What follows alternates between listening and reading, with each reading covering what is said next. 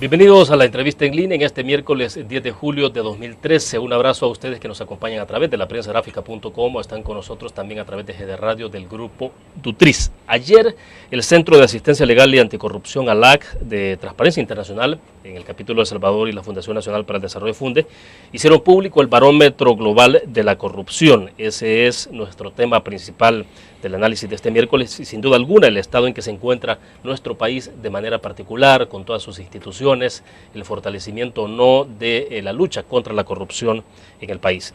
Para hablar de los temas nos acompaña en nuestros estudios Roberto Burgos, él es el coordinador del Centro de Asistencia Legal y Anticorrupción ALAC en nuestro país. Roberto, es un gusto, bienvenido. Gracias, William, un placer volver a estar contigo y con todos los amigos y amigas que están pendientes de esta entrevista en línea. Y entiendo que también pronto a través de señal de televisión, ¿verdad? Y de manera muy particular para poder hablar sobre un tema que nos afecta a todos y a todas. Bueno, de hecho ya estamos en algunas pruebas pilotos con Canal 37, pero esa es una noticia que daremos con más fuerza un poquito más adelante. Bueno. Roberto, para comenzar, hablemos un poco de qué es esto del barómetro global de la corrupción, un poco quizá la parte técnica, rápido, de cómo se hace, cómo se elabora. Bueno, el barómetro global sobre la corrupción en el mundo es la encuesta más grande que existe, ¿verdad? Y también la más antigua, a través de la cual la organización global Transparencia Internacional, que tiene su sede en Berlín, Alemania, pero que tiene capítulos nacionales en casi todo el mundo, hace una medición sobre la percepción de las personas sobre el problema de la corrupción y sobre aquellas instituciones que están más o menos comprometidas o implicadas en esta clase de problema. Para hacer este barómetro global, en esta edición 2013 se mide en periodos de 2 años, en este caso se abarca el año 2012 y 2013 prácticamente, y es una encuesta que ha abarcado a 114,000 personas en 107 países o regiones. Es una encuesta en la cual los capítulos nacionales, en este caso FUNDE aquí en El Salvador, participamos elaborando el paquete de preguntas que se le hace a las personas. Se escogió una muestra de 1,000 personas aquí en El Salvador, básicamente en su gran mayoría del sector urbano. Ahí se incluyen jóvenes, estudiantes, empresarios, funcionarios o exfuncionarios públicos, gente que trabaja en la Corte de Cuentas, en la Fiscalía, con su anonimato, ¿verdad? Y se les hacen algunas preguntas sobre la situación de la corrupción, sobre la percepción que se tiene de la necesidad de pagar sobornos, por ejemplo, sí, para pagar Roberto, servicios. En este caso estamos hablando de una encuesta que no es necesariamente que se sale al azar a preguntarle a la gente como se hace en las encuestas de preferencias electorales. Es una encuesta dirigida sí, con nombre y apellido, es decir, ustedes buscan a las personas, obviamente conservando el anonimato, pero sí es con sectores y personas específicas. Sí, se trata de abarcar más que todo sectores específicos, ¿verdad? Y es bien importante que también en el caso de El Salvador la encuesta se hizo cara a cara, ¿verdad? De manera presencial, porque en otras regiones del mundo es para calcular el barómetro global y medir la percepción de corrupción, se hicieron encuestas telefónicas, en otros países se hizo la encuesta en red, ¿verdad? Donde la tecnología está más accesible, y en otros países se hizo de manera escrita, ¿verdad? Pero aquí en El Salvador se buscó hacer una encuesta cara a cara, ¿verdad? Teniendo una muestra de 1,000 personas lo más representativa posible. Aclaremos algo para que comencemos a compartir un poco las estadísticas que tienen. Percepción y realidad, es decir, sí, percepción es, uno entiende, y bueno, me lo aclarás, es lo que uno, cómo percibe que se está enfrentando un problema de la corrupción. Exacto. Y la otra tiene que ver con la realidad, si yo fui víctima, sí, en el caso de un asalto, si fui víctima del asalto, o cómo percibo el ambiente de seguridad alrededor mío. Sí. En este caso, ¿se hace esa distinción o no? Sí, de hecho, bueno, y es una excelente pregunta, porque Transparencia Internacional y sus capítulos medimos siempre la percepción. ¿Por qué medimos la percepción en casos de corrupción? Porque como nuestros amigos y amigas comprenderán, los casos de corrupción en un país como este, con tanta impunidad, no llegan necesariamente a la fiscalía o a los tribunales. Entonces no es posible medir con el 100% de exactitud cómo está el problema de la corrupción, porque sigue siendo un fenómeno oculto que se vale del secreto, de las zonas de opacidad en la administración. Entonces medimos la percepción. En este barómetro global que estamos presentando desde el día de ayer a nivel mundial, hacemos las dos mediciones, la percepción sobre la corrupción, ¿verdad? Que tenemos datos de El Salvador sobre ello, pero también le preguntamos a las personas si habían sido víctimas o habían tenido que pagar un soborno, por ejemplo, a la policía, al órgano judicial o para recibir un servicio público. Y se tomó la sorpresa que, bueno, hay datos alarmantes. Bueno, interesante porque sí son dos escenarios. Sí, cualquiera puede poner en duda la parte de percepción. Digo, quienes se sienten agraviados porque se sienten afectados por ese indicador pueden decir, sí, pero es la percepción de la gente, no necesariamente es que le ocurrió. La realidad. Exactamente. Pero bueno, creo que tenemos la primera gráfica para compartir, para iniciar. Roberto, para que a ver si la podemos poner entonces al aire. Ahí está. Corrupción está aumentando un poco ahí. Esa laminilla, Roberto, incluye países fundamentalmente que estamos hablando, del continente americano, ¿no? Sí, ahí es básicamente los 14 países de la región americana, ¿verdad? Vemos que, bueno, más del 58%, si no me equivoco, ¿verdad? Dicen que la corrupción aumentó, ¿verdad? Y un 29% que no ha cambiado mucho la situación. En el caso de El Salvador, ¿verdad? No estamos como entre los países más altos, pero sí nos aparece que un 54% de las personas encuestadas percibe que la corrupción está aumentando y hay varias explicaciones sobre ello, pero también llama la atención que en ese dato se complementa con un 34% que dice, miren, no hubo nada.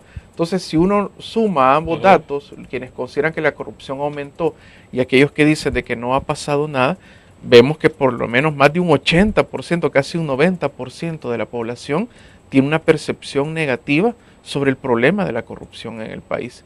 Y eso se explica, ¿no?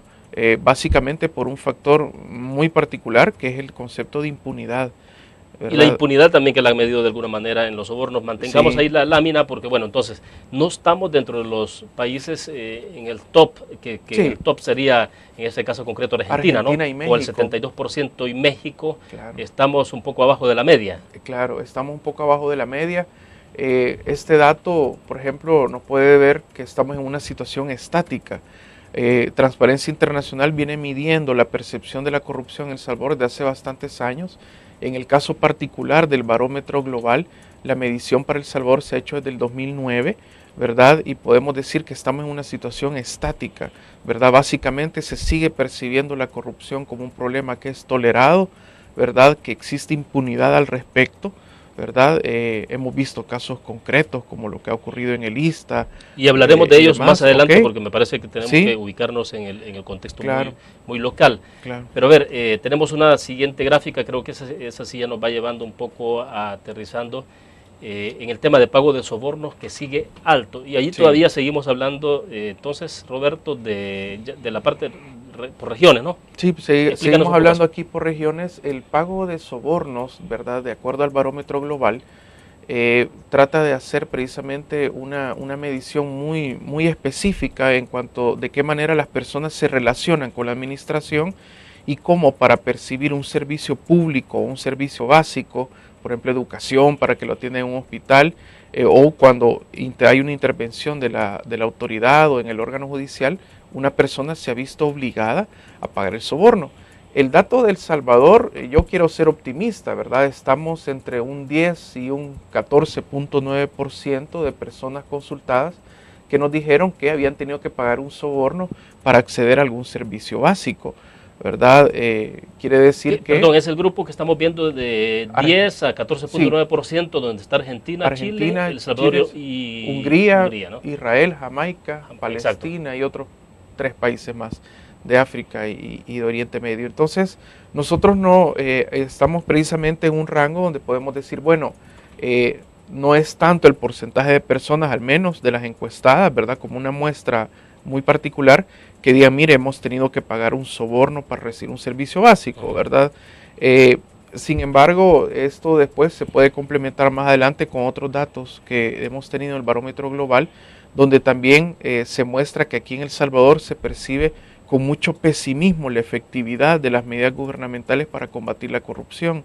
Entonces también muchas personas deciden, bueno, no decimos nada sobre el hecho de que nos obligaron a pagar un soborno, pocas personas aceptan que lo han pagado, ¿verdad? Pero al menos en el dato que tenemos ahí de percepción, solo un 14% en promedio aceptaron haber pagado un soborno. en los últimos 2 años. Roberto, ¿cómo estamos entonces en el tope de la lista? ¿Es como se mostró inicialmente?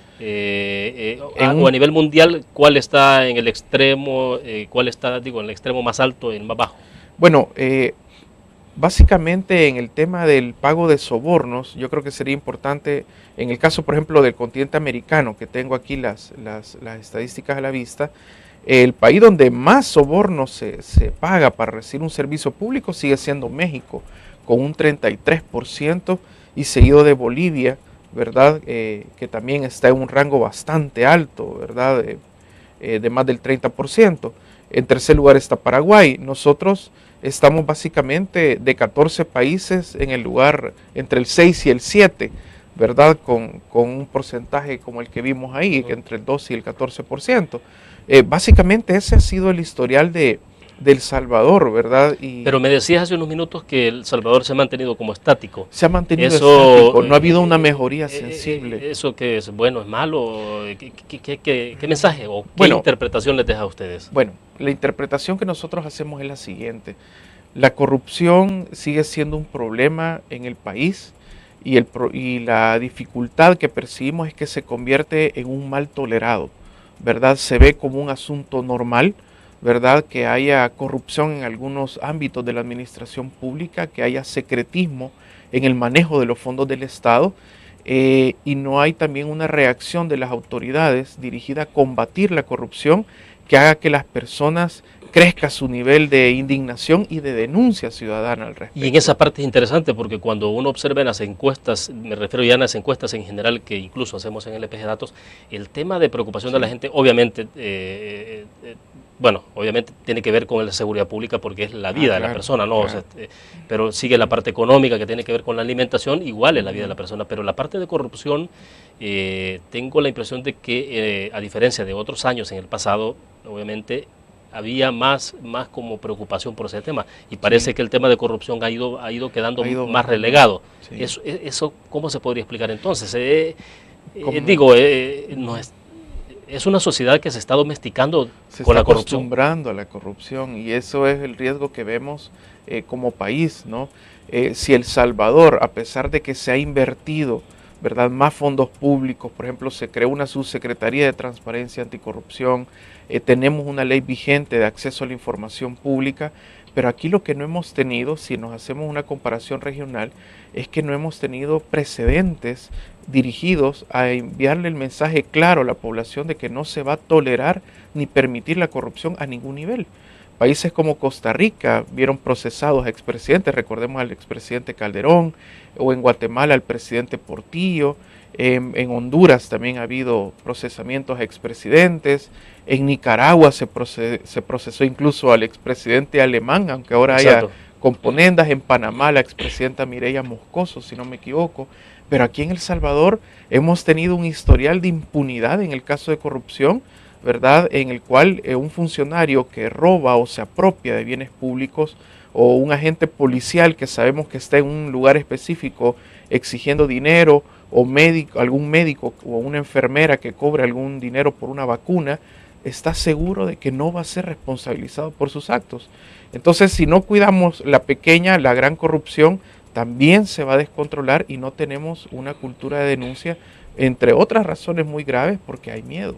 Sigue existiendo temor, ¿verdad? Y lo podemos ver más adelante aquí en El Salvador, a denunciar, pero también existe una práctica de tolerancia. Mientras la corrupción no me afecte a mí, mientras yo pueda pagarla, mientras pueda obtener el servicio que necesito, este no es un problema, ¿verdad? O llego a la administración pública porque esta es mi oportunidad de incrementar mi peculio, ¿no? Claro. Bueno, vamos a hacer en este momento nuestra primera pausa comercial. Regresamos para dar seguimiento a este tema interesante que estamos conversando esta mañana, el tema de la corrupción en el mundo y también cómo se percibe y cómo se ve en El Salvador. Vamos a la pausa.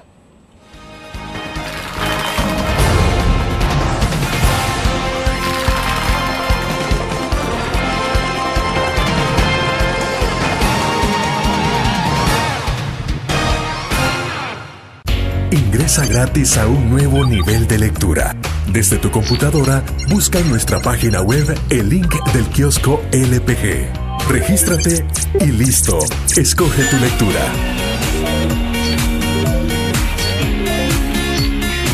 En tu tablet, iPhone o Android, ingresa a App Store o Google Play. Busca Kiosco LPG. Descarga la aplicación y disfruta de todas nuestras publicaciones digitales. Grupo Dutriz. Multiplicamos la forma de informarte. ¿Qué es la Ley de Medicamentos? Es una nueva promesa cumplida del gobierno del FMLN que garantiza precios hasta un 60% más bajos en más de 4.000 medicamentos. FMLN, ayudándote a mejorar tu vida.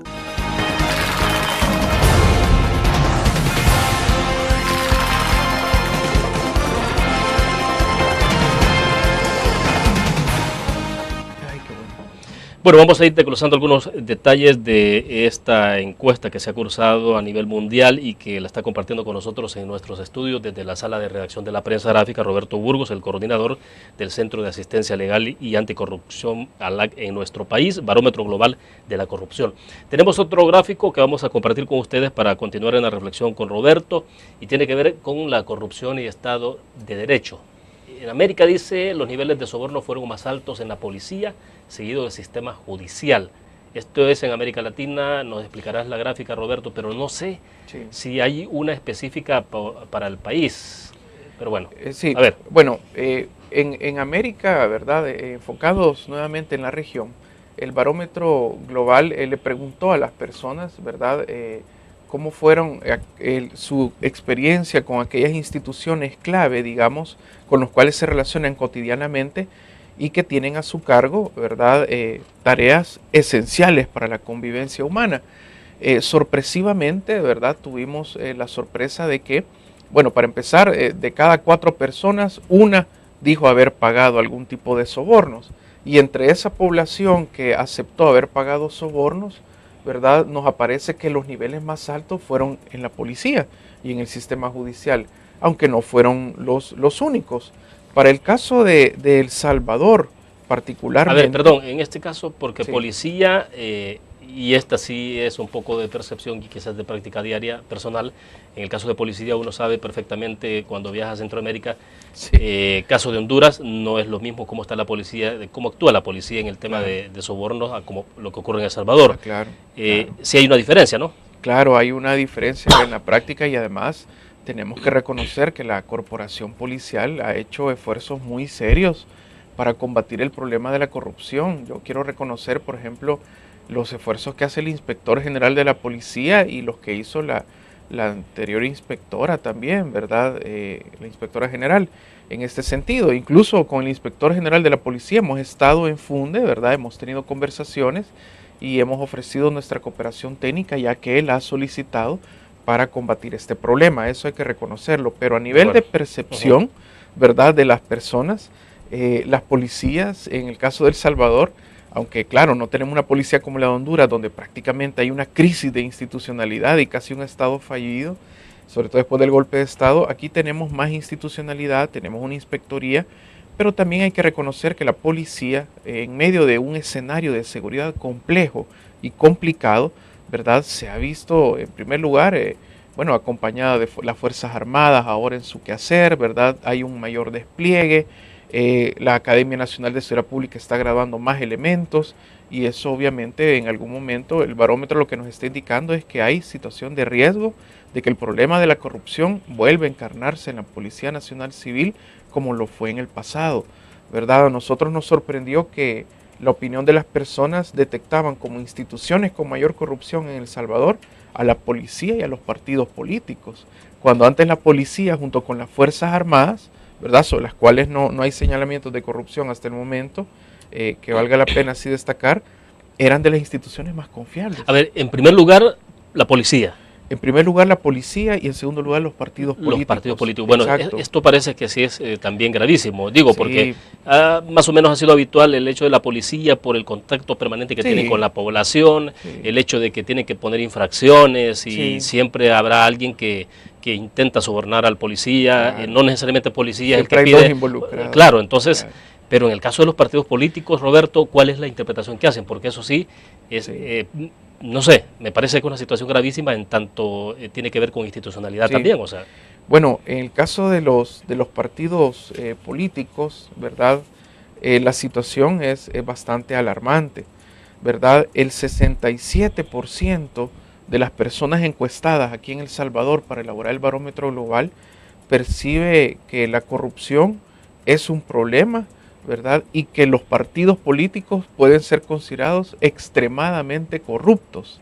Y estamos hablando del 67% de la población. Y cuando se hacía la pregunta, no se hacía diferenciación de partidos políticos, sino que la pregunta era, ¿cuál es la percepción que tiene usted sobre la corrupción entre los partidos políticos que están representados en la Asamblea Legislativa? Bueno, la opinión fue una de las opiniones con niveles más altos, ¿verdad? Y había puntualidad de la gente también diciendo sobre X partido, ¿no? No. Tampoco ustedes pretendían que dijera si era azul, rojo, blanco. O sea. No. Era una pregunta general sobre partidos políticos. El 67% de los entrevistados percibe los partidos políticos como extremadamente corruptos. El 18% de la población dijo que se había incrementado también la corrupción en estos. El 11% dijo que la corrupción es prácticamente la misma, ¿verdad? Y apenas un 1% dijo que la corrupción había decaído grandemente en los partidos políticos y que estos habían mejorado, ¿verdad? Siempre hay personas que aceptan que hay alguna mejora, pero lo que yo quiero hacer referencia particularmente en esto de los partidos políticos es que esta respuesta, esta percepción del 67% de la población que los percibe como altamente corruptos, tiene un efecto reflejo cuando también preguntamos cuáles eran las instituciones, ¿verdad?, que estaban con problemas de corrupción. Y además de la policía, ¿verdad?, se señalaba también a la Asamblea Legislativa, ¿verdad?, o a los parlamentos. Tenemos, en el caso de El Salvador, un 53% de los entrevistados diciendo que la Asamblea Legislativa es una institución extremadamente corrupta, ¿verdad? Entonces hay una relación entre la corrupción del partido político y la corrupción que se percibe, ¿verdad? Claro, esto que se percibe por las personas en la Asamblea Legislativa. Ahora bien, como es percepción, el hecho de que se hable tanto en este país, por ejemplo, de el hombre del maletín negro paseándose por la Asamblea Legislativa, tránsfugas, diputados que se salen de partidos políticos. Es decir, hay tanta especulación, en algún momento se va hasta la Fiscalía, pero bueno, la Fiscalía tampoco actúa sobre la base de otros argumentos, pero el tema es, ese tipo de argumentación que hay termina premiando o fortaleciendo más ese nivel de percepción, o tiene que ver con el hecho de que no ha habido, y aquí volvemos entonces a un punto inicial, no ha habido una respuesta contundente de decir, bueno, investiguemos de verdad y lleguemos al fondo de las denuncias y determinemos. Claro, recordemos en primer lugar que los parlamentarios aquí en El Salvador y en casi todos los países tienen privilegios personales y procesales, ¿verdad? El famoso fuero. Las personas perciben que hay obviamente un abuso de esos privilegios personales. Recordemos las denuncias que ha habido desde el año pasado, bueno, en Funde a través de la LAC, muchos ciudadanos denunciando el tema de la compra en obras de arte, los regalos navideños, no se nos ha olvidado. Sí, bueno, y nos comentarás un poco de ese apartado, ¿qué pasó? Sí, entonces hay una percepción de que hay un abuso de poder. Entonces, cuando nosotros hacemos esta encuesta, el 53% de la población nos dice, mire, la Asamblea Legislativa es una institución altamente corrupta, ¿verdad? Uno dice, bueno, aquí hay un problema porque es una institución que representa precisamente, debería representar los intereses de la colectividad. No es por la cantidad de votos, ¿verdad?, que estos están más allá del bien y del mal, como podríamos decirlo, ¿no? Volvemos a recaer aquí en el tema de la impunidad. Aquí, por ejemplo, un diputado golpea a su esposa, ¿verdad?, pero pide nuevamente su cargo en la junta directiva, ¿verdad? Otros diputados han baleado policías, hemos tenido otros escándalos de diputados disparando armas de fuego, bueno, un sinfín de situaciones que es de todos conocidas, pero que no terminan realmente en un castigo ejemplar para un diputado o una diputada que incumpla las normas éticas consustanciales a su cargo, y en el manejo de los recursos del Estado con mayor razón, ¿verdad? Las personas perciben que hay excesivo lujo en la Asamblea Legislativa, viajes al exterior sobre los cuales no se informa, diputados que se invitan a sí mismos a participar en congresos en España y en otras partes. Entonces esa clase de situaciones que son constantemente trasladadas por los medios de comunicación que investigan, que se enteran, provocan una percepción de las personas que la Asamblea Legislativa, bueno, es una institución sin control. Ahora, pero no estamos, es decir, vuelvo a la pregunta del tema de percepción. Percepción no necesariamente es una idea subjetiva, pero parte de algún hecho concreto o parte de situaciones concretas. Es decir, tampoco podemos decir que hay que desvincular totalmente la parte de percepción de la subjetividad de la cosa objetiva. Sí, totalmente de acuerdo. La verdad que la percepción tiene su carga de subjetividad. Podemos hablar incluso, el mismo barómetro global, como cualquier encuesta, tiene un margen de error, ¿verdad? Se hacen ajustes, se redondean algunos datos, ¿verdad? Tenemos una ficha técnica de esto, pero lo importante es que el barómetro global, más que una condena, más que decir, mire, este es un dato duro y usted es el peor o el mejor parlamento de la región, quiere darle insumos a los funcionarios y empleados públicos de los 3 órganos del Estado, ¿verdad? Para poder mejorar. ¿De qué manera podemos mejorar si el barómetro global nos está dando una calificación global y regional, ¿verdad? Y a nivel centroamericano, y de qué manera podemos tomar medidas para que esa percepción cambie? Eso es lo que queremos nosotros como Transparencia Internacional demandar como mensaje. Este informe es octavo informe, ¿no? Sí, o sea, el octavo, estamos hablando de 8 años consecutivos en los que se está enviando. Ustedes se lo envían directamente a las instituciones, además de hacerlo público obviamente, pero va a la Asamblea Legislativa, a cada uno de los diputados, a las fracciones. El barómetro global es de alcance público, ¿verdad? Fue presentado desde el día de ayer a nivel virtual. Y nosotros como capítulo nacional de Transparencia Internacional en FUNDE estamos obligados no solo a emitir recomendaciones, sino que también a acompañar a todas aquellas instituciones públicas que requieran nuestro apoyo técnico para poder transparentar su gestión y prevenir los casos de corrupción. Lo importante es llegar al nivel de prevención y no cuando el caso ya es un caso consumado y se ha afectado o se han apropiado de fondos que son públicos. Hasta ahora nosotros trabajamos con varias instituciones públicas y hemos tenido experiencias muy positivas. Acabamos de firmar un convenio de transparencia con el Ministerio de Justicia y Seguridad Pública. Estamos trabajando con el MOP, con el FISDL. Hemos recibido peticiones del Inspector General de la Policía también y de otras instituciones de la Superintendencia de Competencia. ¿Y cuál justamente es ese vínculo con esas instituciones, Roberto? Porque de repente, en términos suspicaces, periodísticamente hablando, uno siempre duda de todo. Claro. Entonces uno dice, bueno, ¿será que es solo para la foto? ¿Será que es para la foto? ¿Será que, bueno, me interesa tener aquí a Transparencia Internacional o que digan, bueno, estuvo Roberto Burgos de ALAC y eso no garantiza entonces que aquí todo es transparente? Claro. ¿Y cómo hacen ustedes para bien evitar de que de alguna forma ustedes sean instrumentalizados o utilizados para protegerse o como un paraguas? Sí.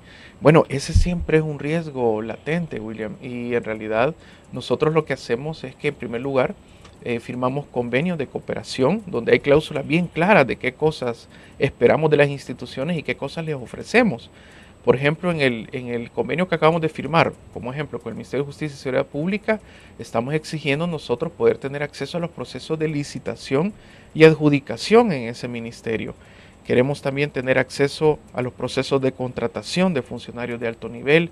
Queremos tener acceso a los datos sobre casos de corrupción en la Policía Nacional Civil, ¿verdad? E incluso también hemos hecho una petición de acceso a la información sobre este proceso de tregua entre pandillas que ha sido público, ¿verdad? Justo eso iba, porque en la parte de transparencia lo que eventualmente lo que más se está cuestionando al Ministerio de Justicia y Seguridad Pública es la falta de transparencia en la que se ha abordado el tema de la tregua entre pandillas. Entonces, ¿ustedes pueden entrar incluso en esa parte? O sea, nosotros hemos solicitado, ¿verdad? Y entrar también en esa parte. Como ustedes comprenderán, la Ley de Acceso a la Información Pública también establece que cierta información en materia de seguridad o defensa es información reservada del artículo 19 de la ley, pero hay otros aspectos que no. Por ejemplo, los aspectos que tienen que ver con compras, contrataciones, la gestión interna del ministerio. Nosotros queremos transparentar todo eso y el tema de la tregua no es un tema prohibido para nosotros. Estamos ya formulando peticiones de acceso a la información y nuestras respuestas que recibimos de las autoridades gubernamentales son de acceso público, ¿verdad? Son llevadas a nuestras redes sociales, ¿verdad? A través de Facebook y de la página de FUNDE y los espacios de la ALAC puede una persona enterarse qué estamos preguntando y qué calidad de respuesta estamos recibiendo. Para cerrar este segmento, porque vamos a la pausa, si hay necesidad de hacer los señalamientos concretos, no valdrá el convenio que han firmado, es decir, tampoco eso le puede permitir a la institución que tener un paraguas de protección, sí, no, de ninguna manera. decir, bueno, no, pero miren, hemos firmado. O sea. Y si creían que eso iba a ser un paraguas, están bien equivocados. Nosotros somos una organización independiente, no partidaria, y bueno, y en la práctica hemos demostrado que vamos a señalar con bastante claridad y de manera crítica las fallas en materia de corrupción y transparencia de cualquier institución pública, empezando por el presidente hasta el último funcionario de un ministerio. Bueno, vamos a la pausa y hablemos de algunos casos específicos en el país, de los que ustedes han participado. Hubo una solicitud concreta en el caso de la Asamblea Legislativa a propósito de los regalos en diciembre del año pasado. Recientemente se ha conocido, por ejemplo, de una respuesta de Casa Presidencial sobre de mantener en reserva los viajes y viáticos del presidente de la República y su esposa. Vamos a la pausa.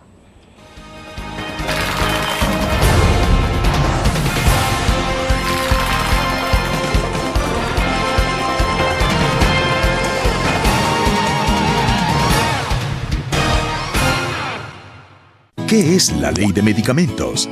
Es una nueva promesa cumplida del gobierno del FMLN que garantiza precios hasta un 60% más bajos en más de 4.000 medicamentos. FMLN, ayudándote a mejorar tu vida. Una nueva forma de vivir la información. GDA Live del Grupo Dutriz. Ingresa a App Store o Google Play y descarga gratis la aplicación GDA Live. Ahora, busca en nuestros periódicos y revistas los iconos de GDA Live. Enmarca la imagen dentro de tu pantalla para animarla. Toca 2 veces la imagen para vivir la información en pantalla completa. Y recuerda que en el código ALIVE de la portada estaremos actualizando nuestras noticias. Con GDA Live, vive la información. Grupo Dutriz, multiplicamos la forma de informarte.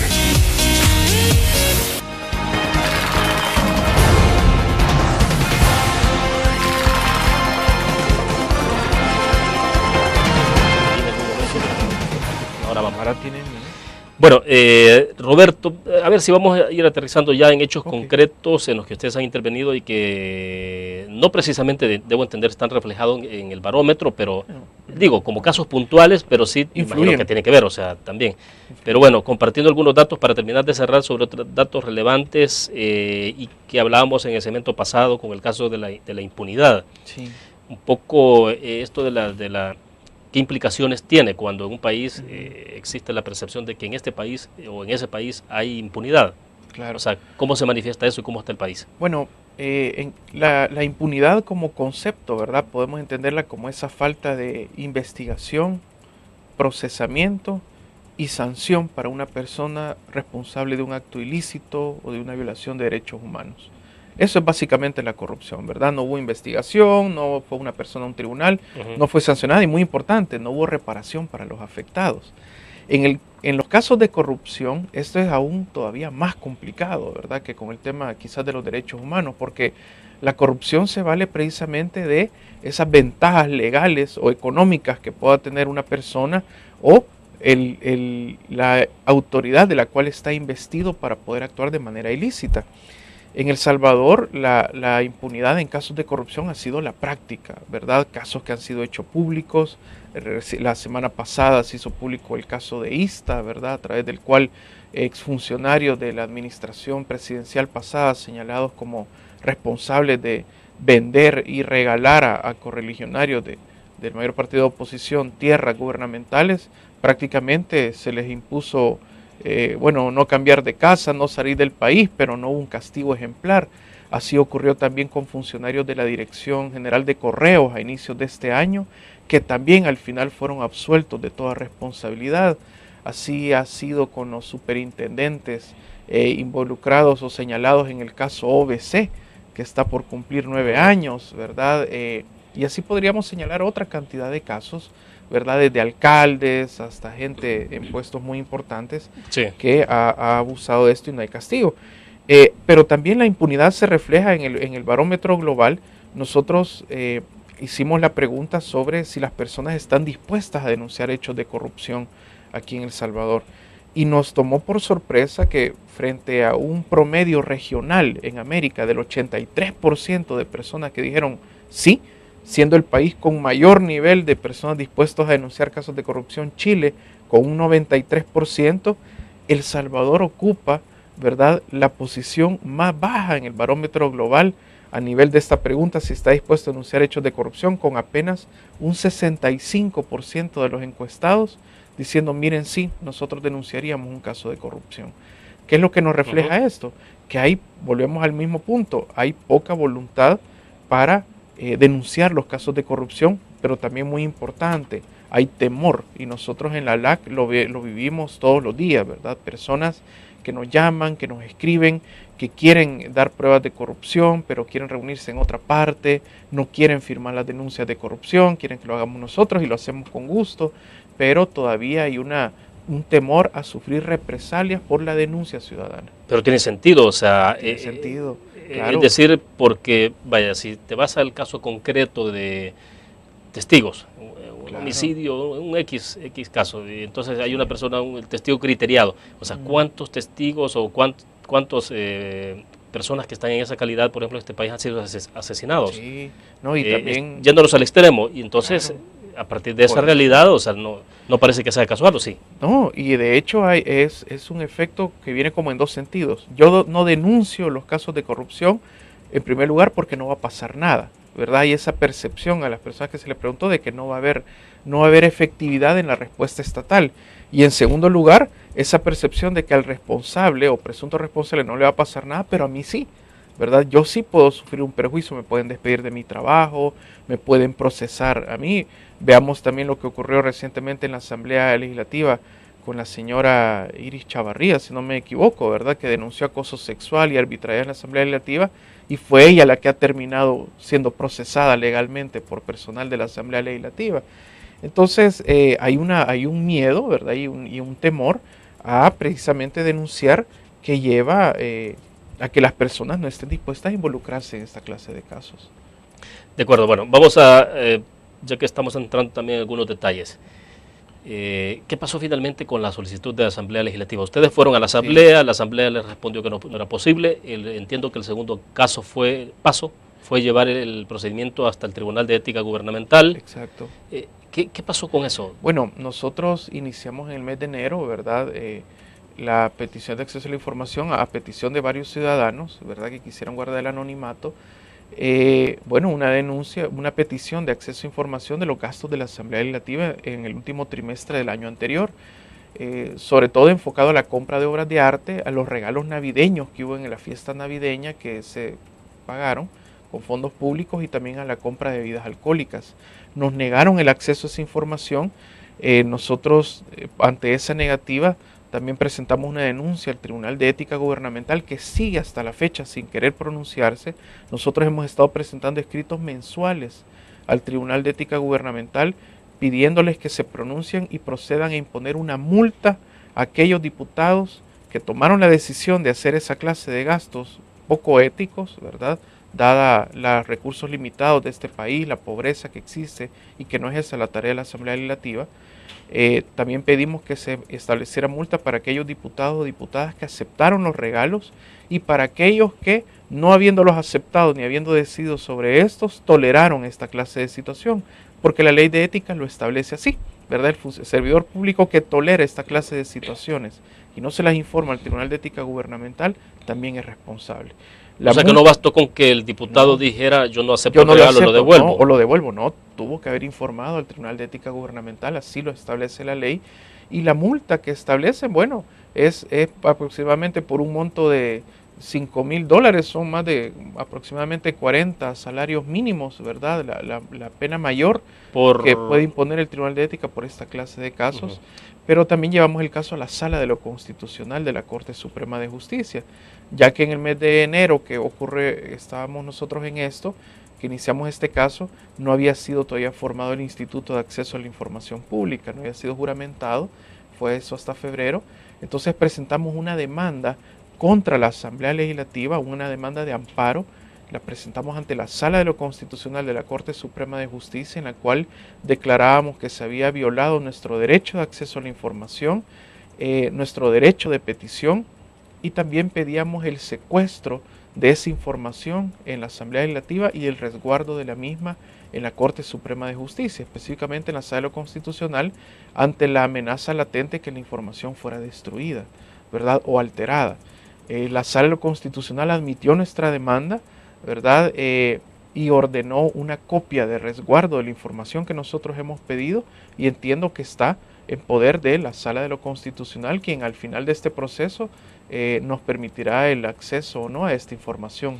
O sea que la sala de lo Constitucional tiene en resguardo la información. Tendría que haberlo pedido, ¿verdad? Porque nosotros ellos pedimos... les notificaron a ustedes que sí tienen el resguardo de esa información. Sí, nosotros pedimos... ¿Y qué? ¿Será que la sala lo hará público hasta que entonces resuelva el proceso? Si concluye que nosotros teníamos la razón, la Sala Constitucional tendrá que entregarnos la información. Y si concluye que no teníamos la razón y que no nos ampara ese derecho, bueno, pues que eso quedará en secreto para siempre. ¿Cómo es posible? Perdón, solo una consulta. En el caso del Tribunal de Ética Gubernamental, en algún momento no estaba constituido plenamente. Sí. Cuando ustedes presentan el procedimiento, la argumentación central, es decir, ¿respuestas que no ha habido o sí ha habido algún argumento? Ha habido un par de respuestas en cuanto a que están investigando, que se le ha pedido información complementaria a la Asamblea Legislativa. Los diputados de la Asamblea Legislativa han pedido en reiteradas ocasiones que se archive este caso. Han justificado esa clase de gastos en las obligaciones culturales de la Asamblea Legislativa, en las tradiciones históricas, en la necesidad de adornar edificios públicos. Han utilizado una ley de los años 50, ¿verdad?, de donde precisamente se establece que dependiendo del tamaño de los edificios públicos, estos tendrán cierta decoración, ¿verdad? Han querido también justificarse en cuanto a que los montos fueron para ellos bajos. Quiero decir que la fiesta navideña de la Asamblea Legislativa, el año que fue en diciembre del 2012, costó por persona un aproximado de $63, ¿verdad? Eso costó cada invitado, y ahí estuvieron todos los empleados de la Asamblea Legislativa, su mayoría, estuvieron casi todos los diputados, sus miembros de seguridad, invitados especiales. Se utilizaron vehículos oficiales para trasladar a las personas al Hotel Capitalí, donde se realizó la fiesta. Es decir, no solo fueron los gastos que en ALAC se han denunciado, fueron mucho más, pero en promedio fue, además las invitaciones, la impresión, fueron $63 por persona. Eso es la mitad de lo que gana un empleado, un trabajador del campo que se dedica al sector algodón, por ejemplo.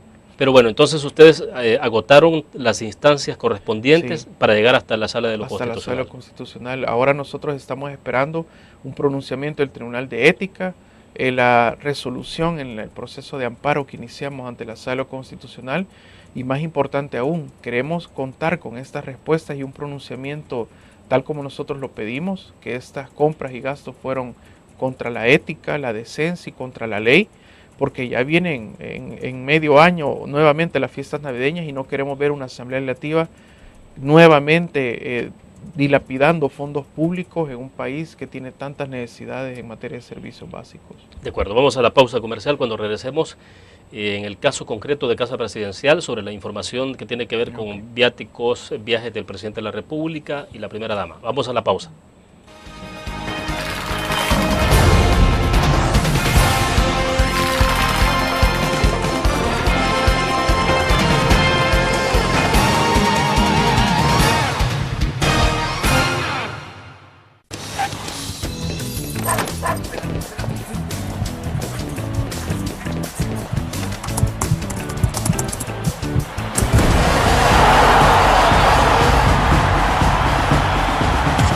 La pasión del deporte la vives también en elgráfico.com, el sitio deportivo más completo de El Salvador, con la información actualizada y resultados minuto a minuto de los partidos en juego.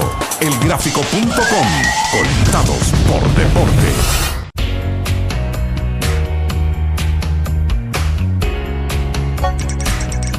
Cada momento, donde quiera que estés, te damos el mejor contenido en diferentes plataformas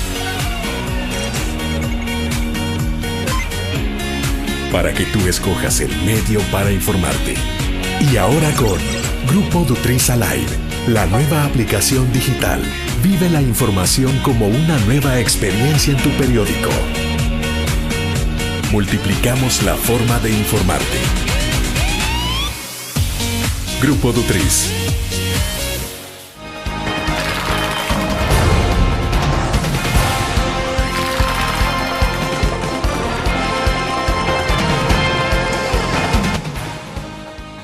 Bueno, a ver, la situación concreta en la información que se ha requerido de Casa Presidencial sobre los viajes viáticos del presidente de la República y Wanda Piñato, ¿en qué estado está esto? Un poco si nos das el historial. Sí, Roberto. bueno, perfecto. Nosotros en el mes de octubre del año pasado, octubre-noviembre, un grupo de personas se acercó al LAC para que les ayudáramos a tramitar una petición de acceso a la información dirigida a la Presidencia de la República, porque estas personas querían saber sobre los viajes de la Presidencia en el periodo comprendido entre el mes de marzo del 2012, ¿verdad?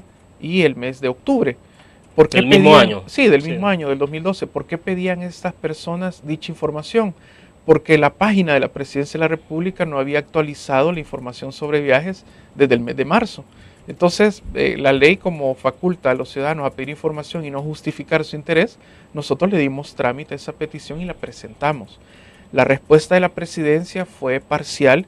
Nos mandaron a la ALAC de Funde la información incompleta y nosotros tuvimos que reiterar la misma porque no nos incluían información sobre los viáticos, que también lo pedimos, y sobre los fondos utilizados para costear esta clase de viajes, si eran fondos propios del Estado o a veces algunos países costean el viaje de sus invitados, ¿verdad? Como entonces el origen de los fondos. Origen de los fondos, viáticos y quiénes habían viajado y hacia dónde. La respuesta fue parcial, nosotros tuvimos que reiterar la petición de acceso a la información, nos hicieron lo que ellos llaman prevenciones, ¿verdad? Que aclaráramos, ¿verdad? En qué sentido iba la petición, que a quiénes abarcaba y demás. No se admitió esa segunda petición de acceso a la información y tuvimos que formular una tercera petición de acceso a la información en el mes de febrero de este año, 2013. Nosotros en esta tercera petición de acceso a la información sobre los viajes de la Presidencia nos vimos obligados a pormenorizar los 42 nombres de funcionarios de la Presidencia sobre los cuales queríamos saber el destino de sus viajes en el periodo comprendido entre el año 2012 y los primeros meses del 2013. Ya prácticamente era un periodo de un año. La respuesta, sin embargo, de la Oficina de Información de la Presidencia de la República, ¿verdad? Y entiendo que consultaron con la Secretaría Técnica de la Presidencia, porque así lo dice la resolución, nos estableció que esa era una información que casualmente, ya que la LAC la pedía, había sido declarada información reservada desde el mes de enero. Que los viajes de la pareja presidencial, y lo dice casi textual así la resolución, y de su comitiva, ¿verdad? Son información relacionada con la inteligencia del Estado y por lo tanto es clasificada como información de seguridad nacional sometida a reserva. Por lo tanto, dichos datos solo van a poder conocerse, ¿verdad? Hasta por lo menos el año 2017 o 2019, creo que en realidad para 7 años fue que la reservaron, ¿verdad? 6, 7 años, y se declaró información secreta.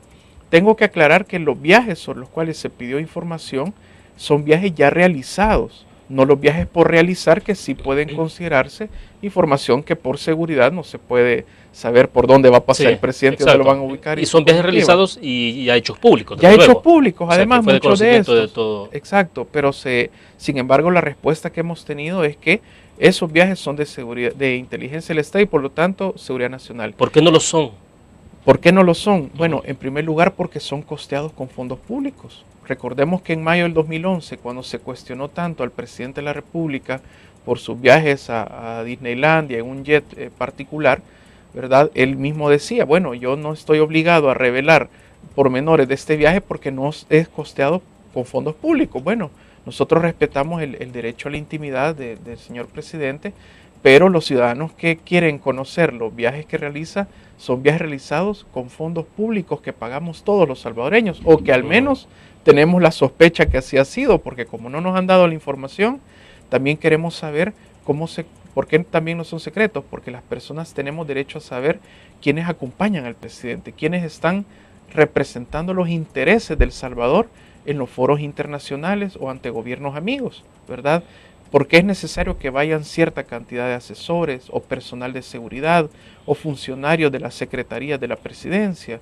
¿Por qué algunos funcionarios de esta secretaría viajan tanto? ¿Verdad? ¿Por qué les acompañan en alguna ocasión otros funcionarios que podríamos decir que no son necesarios? Aquí incluso recién electo, el actual Papa, ¿verdad? Francisco, bueno, salieron las delegaciones de la presidencia para allá, ¿verdad? El presidente por un lado y la doctora Piñato por otro. Entonces uno dice, bueno, son necesarios esos viajes, en realidad representan a toda la sociedad salvadoreña. Entonces es necesario transparentar también el uso de los viáticos, ¿verdad? Recordemos que en su mayoría son viáticos que los funcionarios de la presidencia no se ven obligados a liquidar, ¿verdad? Son fondos que reciben para sus viajes, pero bueno, no sabemos si son necesidades que han sido cubiertas por los países que los invitan y que por lo tanto esos dineros al final terminan en la bolsa de los funcionarios. Entonces, toda esa información nosotros la pedimos en su momento, pero lo que recibimos fue una negativa y esta excusa de la seguridad nacional. ¿Cuál es el paso entonces siguiente para ustedes? Bueno, los usuarios de la LAC van a reiterar la petición de acceso a la información sobre esos y otros viajes, ¿verdad? Quiero decir que también estamos pidiendo los viajes de algunos diputados de la Asamblea Legislativa, ¿verdad? Ya la Oficina de Información de la Asamblea nos ha contactado porque no nos dan la información aún. La Subdirección de Migración no nos quiso dar la información. ¿Hay un caso particular? Sí, bueno, no, estamos pidiendo información sobre un diputado por partido, ¿verdad? Un grupo de ciudadanos quiere hacer un sondeo sobre qué tanto están viajando y en qué clase viajan sus diputados, entonces nos dieron una lista de diputados para conocer cuáles son sus viajes. Ahí se incluye, por ejemplo, el diputado Gallegos, el diputado Roberto Dahuizón, el diputado Benito Lara, el diputado Parker y otros, ¿verdad? Creo que también el diputado del CD. Entonces, pero el siguiente paso va a ser, bueno, reiterar la petición de acceso a la información y si se mantiene, como va a ser lo más seguro, esta reserva y este criterio de que los viajes de la pareja presidencial y su comitiva, dice la resolución, son materia de inteligencia nacional y por lo tanto reservada, el siguiente paso será recurrir al Instituto de Acceso a la Información Pública. Es irónico que en otros países amigos, ¿verdad?, esta información es pública, incluso en Estados Unidos. Los viajes ya realizados por el presidente y su comitiva son de acceso público, también en los países europeos. Entonces, bueno, recientemente hubo un escándalo en el caso de la presidenta Laura Chinchilla porque se subió a un avión de un empresario, de un particular y vinculado al narcotráfico. Y bueno, ahí se salió incluso la vinculación de que ese empresario estaba relacionado con narcotráfico. Exacto. Digo, es decir, me imagino que el jet, pues sí, el escándalo es porque se subió a un jet privado, en una misión oficial. Exacto, y además, bueno, la falta de transparencia en cuanto a qué clase de manejo hay acá. Aquí eso no ocurrió y ahora si no se pueden conocer los viajes privados ni tampoco los públicos, bueno, tenemos funcionarios que están al margen de la ley de acceso a la información. Bueno, y esos son como los casos inmediatos en los que están trabajando ustedes este año. Exacto, nosotros vamos a seguir impulsando otras acciones y medidas, ¿verdad?, en pro del acceso a la información pública, ¿verdad? Estamos también muy interesados en que se transparenten otras áreas de la administración y también en poder seguir asesorando a las personas que quieran formular sus peticiones de acceso a la información a cualquier institución pública, en cualquier materia, y también que quieran formalizar sus denuncias de corrupción. Roberto, con el tema de aumento más bien de salarios que se estaban estableciendo para los oficiales del Instituto de Acceso a la Información y ¿cuál es la figura? El presidente, ¿no? Sí, el presidente y los comisionados del instituto. Ustedes no dieron opinión, ¿no? Al final de cuentas hubo una reducción desde la Asamblea Legislativa, pero... Sí, bueno, la postura de FUNDE, ¿verdad?, como Capítulo Nacional de Transparencia Internacional es que los comisionados van a desarrollar una labor muy importante, esencial para la vigencia del derecho de acceso a la información pública. Nos parecían que los salarios no estaban mal, ¿verdad? Si es que vamos a garantizar la independencia de los comisionados, ¿verdad? Y que el Instituto de Acceso a la Información Pública, como seguramente lo va a hacer, tomando en cuenta la categoría moral y ética de los comisionados que están ahí, una institución independiente donde no va a haber esos casos de sobresueldos que se reciben en otras instituciones públicas, ¿no? Que será un poco parte de la argumentación, porque se decía, bueno, son personas que primero se les limita en ciertos ejercicios de función privada. Lo único que se les da facultades es para que puedan ejercer la docencia. Tareas académicas, exacto, o culturales.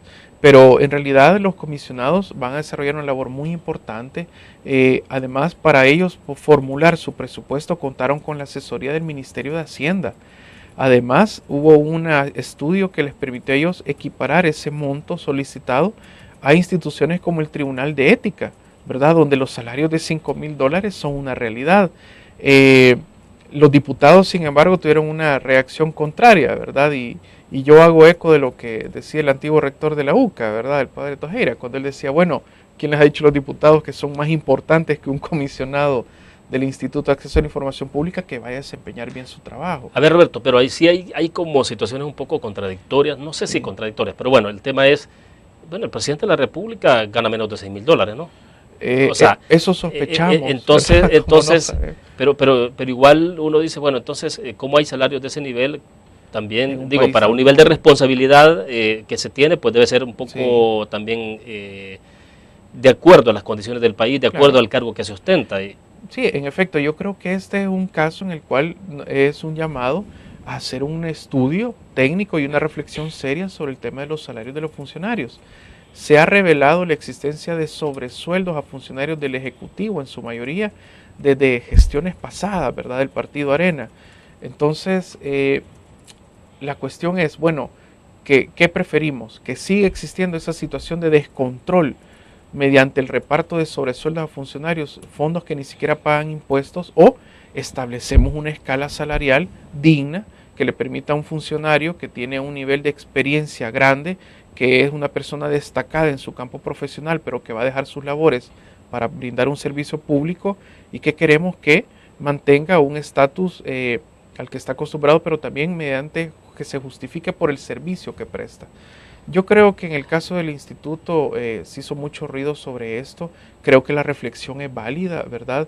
Yo, como te digo, prefiero que haya un salario de $5,000 para un comisionado, saber que no va a tener otros ingresos, garantizar su independencia, su profesionalismo. No es la única forma de hacerlo, por supuesto, que este va a ser transparente en su gestión y que va a brindar un buen servicio. Antes de decir, mire, no, es demasiado dinero, se acerca el presidente o los diputados no les gustó y le vamos a bajar para que estén todos contentos. Sí, pero estas personas desde febrero no tienen un salario, ¿verdad? Bueno, pero mientras tanto está estancada la discusión sobre esta ley, el nombre se me escapa, la ley del servicio público, ¿no? Que la está trabajando, ley de la función pública, que la está trabajando Antonio Morales, ¿no? Es un muy buen desde proyecto, la Secretaría. Claro, y que además pretende ponerle fin a este clientelismo político. Pero hay muchas resistencias, y las resistencias, conversando con diferentes sectores o representantes de sectores, las resistencias vienen de todos lados, incluso desde los sindicatos. Desde los sindicatos. Lo que pasa es que la ley de la función pública también vendría un poco a romper este sistema de cuotas que está generalizado.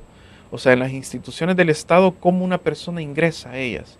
Hay que tener un conecte, como le llamamos, o como el barómetro global lo refleja. ¿Qué tan importantes son las influencias para acercarse a una institución pública? Entonces, la ley de la función pública prácticamente, como podemos llamarlo, vendría a ordenar la casa, ¿no? Nosotros creemos que es una buena iniciativa.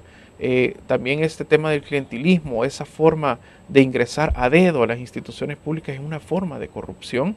Además, facilita no solo la corrupción, sino que también sigue fomentando la desigualdad entre las personas, porque yo puedo ingresar fácilmente a una institución y otra persona con la misma preparación, no, porque no conoce a nadie.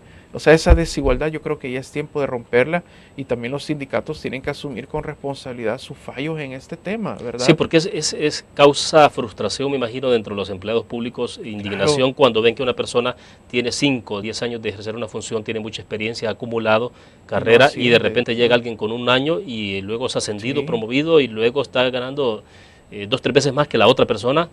Digo, que tiene más conocimiento, que tiene más experiencia, ¿no? Sí, y también las negociaciones colectivas, ¿verdad?, en materia laboral no solo pueden ser para poner y quitar plazas, ¿verdad?, sino que es para mejorar las condiciones y el nivel de vida de todos los trabajadores y las trabajadoras. Entonces, yo creo que esta clase de esfuerzos son importantes porque esta ley transparentaría muchísimo ese procedimiento. Puede transparentar el procedimiento de ingreso. ¿No han sido convocados a...? ¿Cómo no? ¿Sí?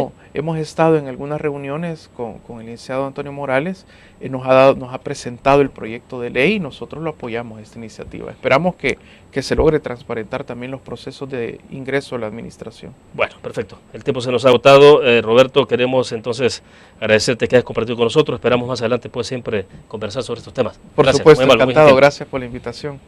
Bueno, gracias a ustedes por su fiel sintonía. Nos vamos a ver mañana. Estaremos con una transmisión especial desde Torre Futura con nuestros buenos amigos Pencho y Aida, en la transmisión que hacemos habitualmente una vez al mes para compartir sobre